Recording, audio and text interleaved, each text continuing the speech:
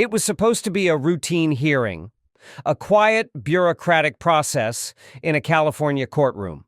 Karoline Leavitt had been scheduled to speak on behalf of a nonprofit organization challenging a local regulation about faith-based symbols in public institutions. Dressed in a sharp white blazer, calm and collected, Karoline entered the courtroom with a firm sense of purpose, and a silver cross pendant glinting just above her collar. The moment she took her seat at the witness bench, murmurs began. Court officers whispered. The bailiff glanced up from his clipboard. And then, as if on cue, the presiding judge, Edward M. Chen, peered over his glasses, brows furrowed in irritation. "Miss Leavitt," he began, his tone clipped, "remove the necklace or you will be held in contempt." Karoline's expression didn't shift. "It's a symbol of my faith, Your Honor." Judge Chen leaned forward. "This is a secular courtroom. Your personal beliefs are not on trial, but your defiance might be." That was the moment the air shifted. With the cameras from 3 local news outlets rolling quietly in the back, Karoline calmly placed her hands on the bench. "With all due respect, Judge Chen, your courtroom is in the United States of America, where the First Amendment protects my right to speak freely and live my faith." Without pause, Judge Chen slammed down the gavel. $1,000 fine. Next warning, you'll be escorted out. Gasps echoed across the room. The media stirred, and Karoline smiled. It wasn't arrogance, it was strategy. Outside the courthouse that afternoon, headlines were already forming. Social media began to explode. Hashtags like "Der Cross on Trial" and "Karoline Leavitt" started trending. But Karoline wasn't done. That night, she went live on national television, holding the cross up for the world to see. They want you to believe that faith is a threat.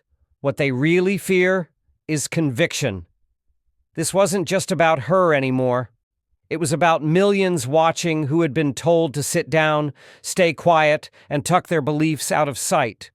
Karoline had just drawn the line. By morning, the courthouse incident had become a national flashpoint. Every major cable news outlet ran clips of Judge Chen's order and Karoline's defiant response. Conservative commentators hailed her as a modern-day Joan of Arc. Progressive pundits scrambled to explain why a federal judge had fined someone over a necklace. Judge Chen, usually shielded from the spotlight, found himself the reluctant face of judicial overreach. His spokesperson issued a bland statement. The judge's ruling was grounded in preserving courtroom decorum and neutrality. But the public wasn't buying it. Karoline, meanwhile, didn't waste a moment. She was invited onto Fox News, Newsmax, and even a few liberal-leaning podcasts, not to apologize, but to double down. Sitting with perfect composure, the cross still visible against her white blazer, she made it clear this wasn't a PR stunt. It was a fight she didn't ask for, but one she was ready to win. If my necklace offends a federal judge, imagine how he treats citizens who don't have cameras behind them. The clip of that line alone got over 5 million views in 24 hours. Behind the scenes, conservative legal groups mobilized. Constitutional law experts issued open letters condemning Judge Chen's fine as a direct violation of religious liberty. A prominent senator called for a formal ethics investigation. Petitions flooded congressional offices demanding Judge Chen's resignation. But Karoline didn't stop at media tours. She announced she would file a federal complaint against the judge, not just for her own sake, but to establish a legal precedent protecting religious expression in all federal courtrooms. In a fiery speech on the Capitol steps, she addressed a cheering crowd. "I'm not just defending a necklace. I'm defending the millions who are tired of being told their faith is a threat to democracy." As supporters rallied around her, Judge Chen faced an uncomfortable reality. His courtroom decision was no longer just a legal matter. It was a cultural battlefield, and Karoline Leavitt had just become the general leading the charge. The next 72 hours unfolded like a political earthquake. Karoline Leavitt wasn't just trending, she was dominating the national conversation. Talk radio hosts invoked her name with reverence. College students printed her photo onto T-shirts. Conservative pastors played clips of her courthouse moment during Sunday sermons. But inside the political establishment, the tone was far more tense. In Washington, D.C., whispers filled the marble corridors of the Capitol. Judiciary aides scrambled to draft legal memos. Judge Chen's team, unaccustomed to public backlash, held emergency meetings on how to contain the narrative. But it was too late. The spark Karoline had struck, the image of a calm, poised woman fine for wearing a symbol of faith, had ignited something deep and volatile. It was no longer about Karoline. It was about them, the silent millions who felt faith was being pushed to the shadows. Meanwhile, Karoline, refusing to back down or soften her tone, took to the stage at a student leadership summit. She wore the same white blazer, the same silver cross, but this time she was not behind a bench. She was behind a podium, and the crowd roared at her first words.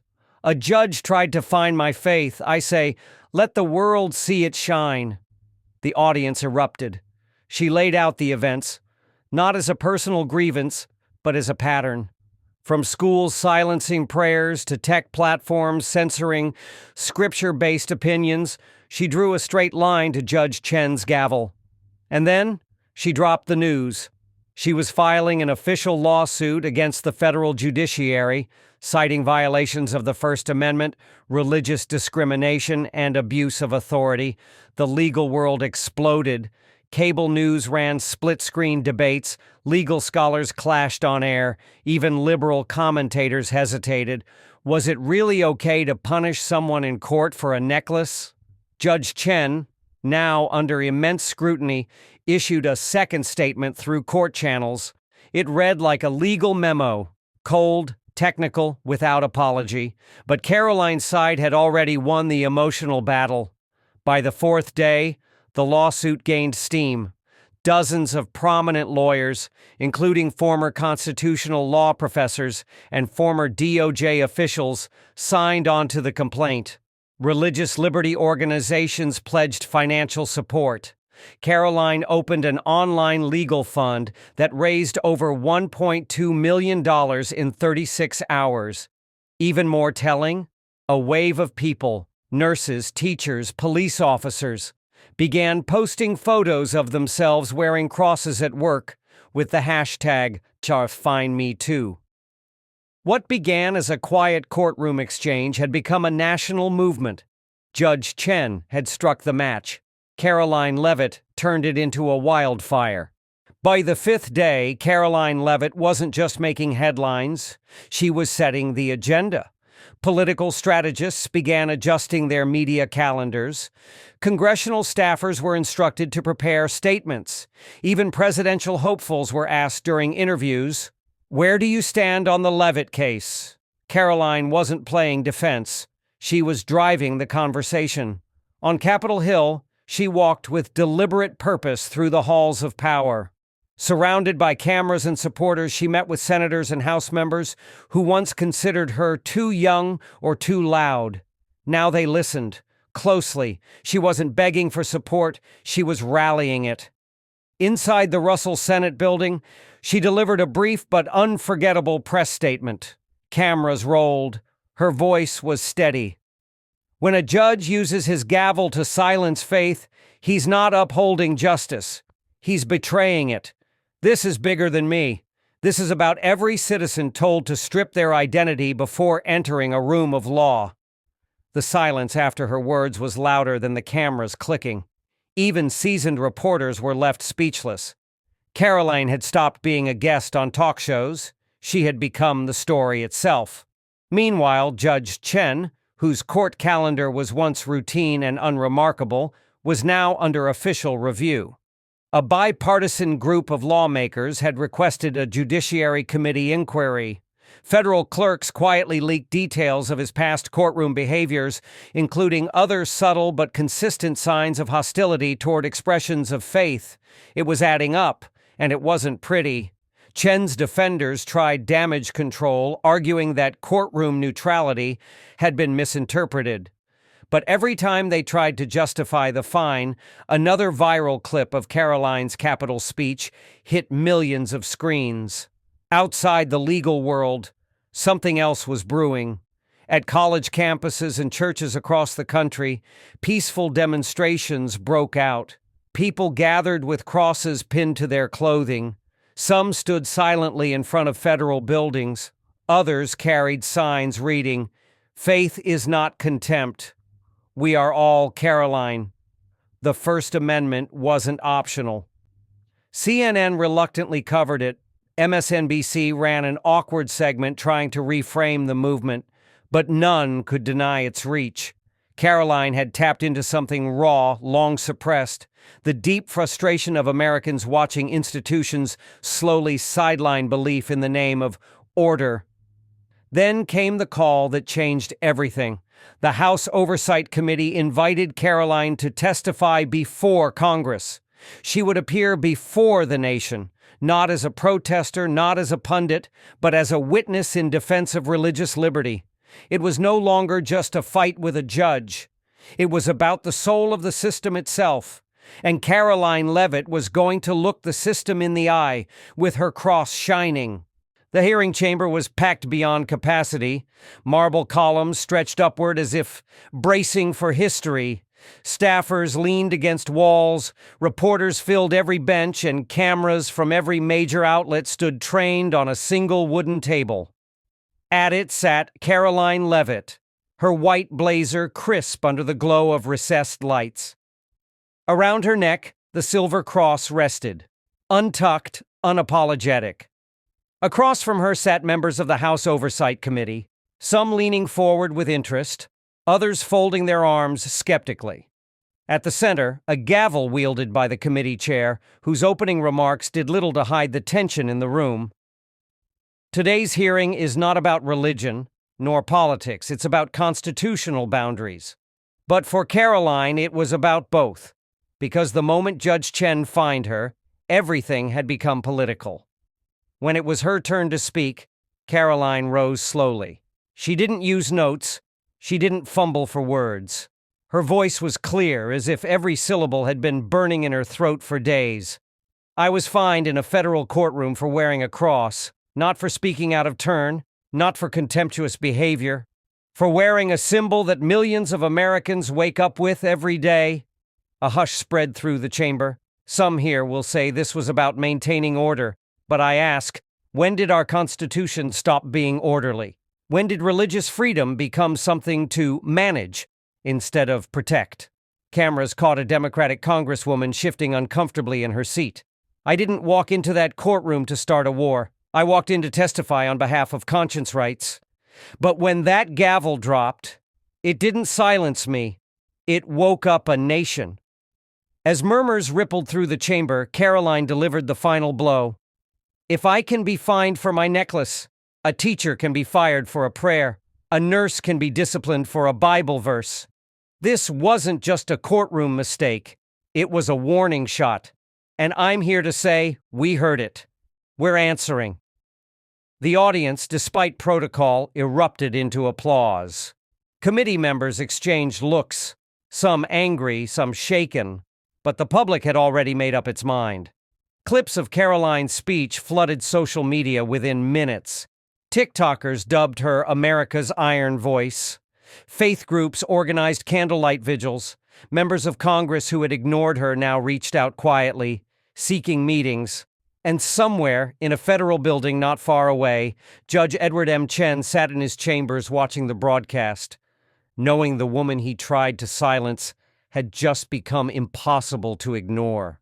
Judge Edward M. Chen sat silently in his chambers, the courtroom echo long gone, replaced now by a deafening silence of consequence.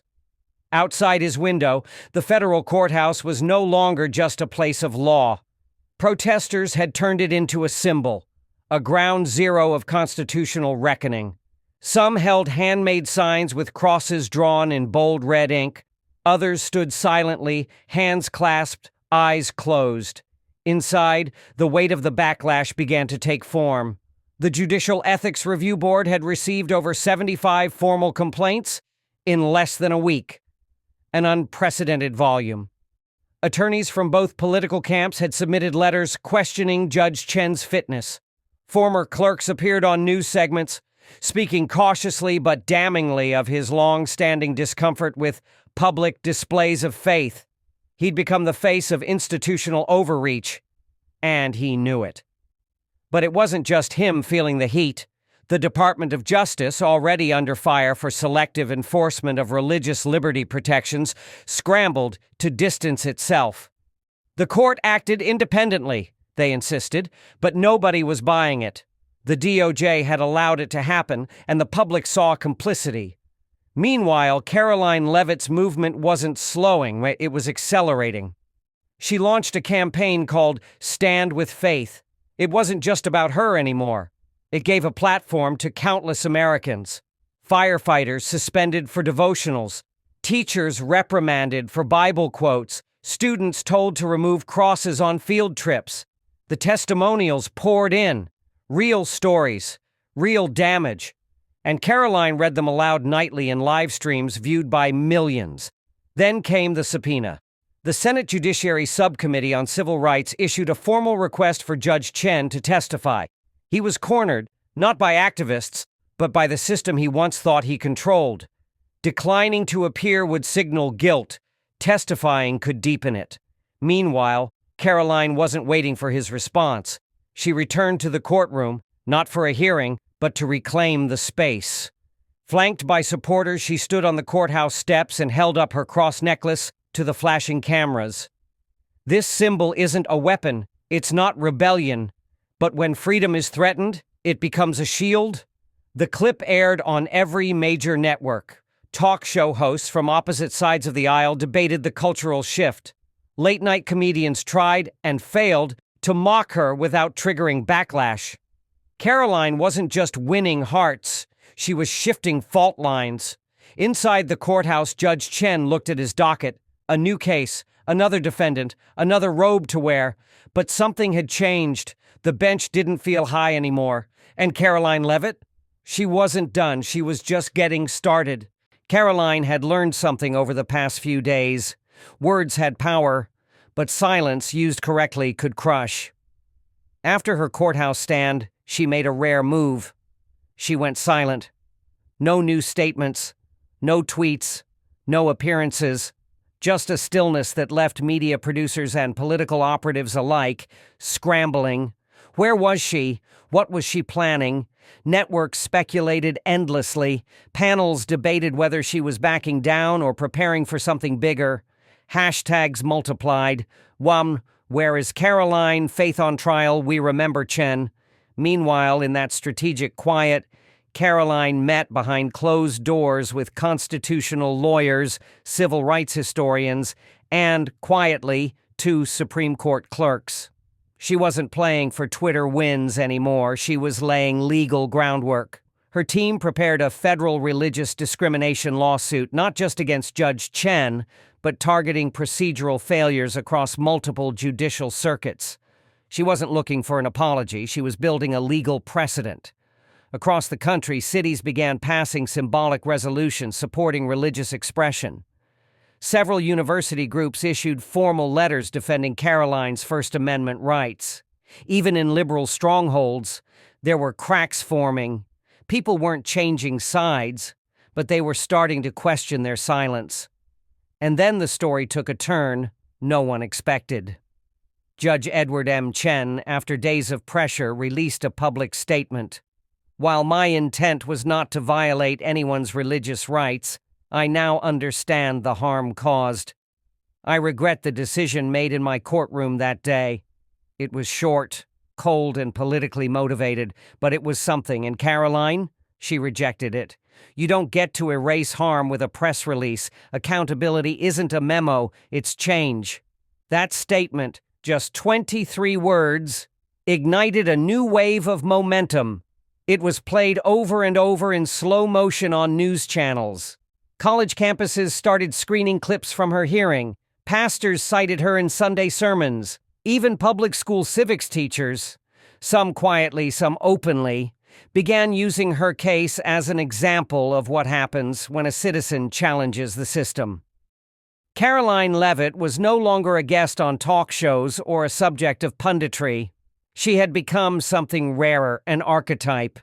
The young woman with a cross who told a federal judge, no. And the nation, even those who didn't agree with her politics, couldn't look away. By now, Karoline Leavitt had become a lightning rod. She wasn't just a name on trending charts or a face in viral videos. She was the uninvited guest at every elite table. Journalists tried to downplay her rise as a momentary firestorm, but the data told a different story: support across demographics, spikes in donations to religious liberty groups, and, most alarming to the establishment, growing bipartisan sympathy. Then CNN made a mistake. They invited her. A balanced panel, they called it. A segment meant to show both sides of the cross controversy. But Karoline had no intention of playing into a rehearsed narrative. When she stepped into the sleek Manhattan studio, dressed in a fitted white blazer and wearing the same silver cross Judge Chen had once fined her for, she was calm, surgical. Jake Tapper opened with what he thought was a neutral question. Some say you're inflaming tensions over a symbol. What do you say to those worried about division? Karoline smiled, not to disarm, but to aim. When a federal judge finds someone for wearing a cross, the division's already here. I didn't create it. I'm just refusing to ignore it. The panel froze. Tapper blinked. Producers scrambled to adjust talking points. But Karoline didn't stop. We've built a culture that says you can wear anything and express anything unless it's faith. Why is my necklace more offensive than a protest slogan or a pride pin? Why does my symbol come with a fine? Jake cleared his throat. Another panelist, a legal analyst, tried to pivot. But shouldn't courtrooms be neutral spaces free of religious influence? Karoline leaned forward, her voice steady. Neutral doesn't mean sanitized. The First Amendment doesn't stop at the courthouse door. And let me remind you, neutrality isn't real when it only ever silences one side. The interview went viral before it even ended. Clips flooded Twitter. Commentators on both sides were forced to address it. Even late-night comedians backed off, uncertain how to mock her without looking tone-deaf. Meanwhile, behind the scenes, Judge Chen's office had gone completely dark. No public comments. No press availability. He'd become a ghost in his own courthouse. And Karoline? She was no longer defending herself. She was prosecuting the system. By the time Karoline Leavitt arrived at the Faith and Liberty Summit in Washington, D.C., the narrative had shifted. What began as a courtroom controversy was now a national movement. Over 12,000 attendees filled the converted arena, while millions tuned in online. Outside, buses lined the perimeter. Not protesters, but supporters from across the country, many of whom had never been politically active before. And at the center of it all was her. Dressed in simple white, her now iconic silver cross necklace shining under the stage lights, Karoline stepped forward. This wasn't a speech. This was a statement of reclamation. They said silence was safer. They said conformity would protect us. But they underestimated what happens when Americans are pushed too far. The crowd roared. Judge Chen, watching from a government-issued monitor in chambers, felt a chill. For the first time in decades, a federal judge wasn't seen as the authority. He was seen as the opposition. The Justice Department had launched an internal review. The Senate committee was still considering public hearings, but none of it moved the people like Karoline's presence did, and she knew it. Her speech pivoted, not just to defend faith, but to defend the right to defend. If they can fine you for wearing a cross, they can silence you for any conviction. This is bigger than me.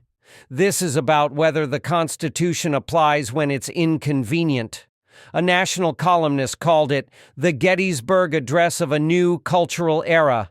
But Karoline wasn't done. She announced the formation of the Liberty Defense Alliance, a legal advocacy group focused on protecting students, workers, and service members punished for public displays of faith. Within hours, the website crashed from too many visitors. Donations topped $1 million before midnight. That same day, Judge Chen was issued a subpoena to testify before a bipartisan congressional panel. For the first time in his career, he couldn't hide behind the robe.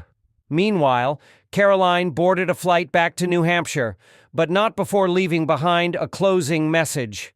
"This isn't just about what happened to me. It's about who's next if I stayed silent, and I won't." She smiled at the reporters as she passed through security. No entourage, no campaign team, just a young woman with conviction, and a cross they once tried to find. 2 weeks later, the courtroom once again bore her name, but this time not as a defendant. Karoline sat silently on the plaintiff's bench as the hearing against Judge Chen commenced. Cameras weren't allowed inside, but the nation was watching. Every media outlet had cleared space for post-hearing coverage. Social media had set countdowns. School teachers whispered updates in classrooms. The stakes were no longer personal, they were constitutional. Chen took the stand reluctantly, his posture stiff beneath the weight of the robe he once wore without question. He spoke in measured tones, legal jargon carefully layered to shield intent. But the truth had already escaped the courtroom walls.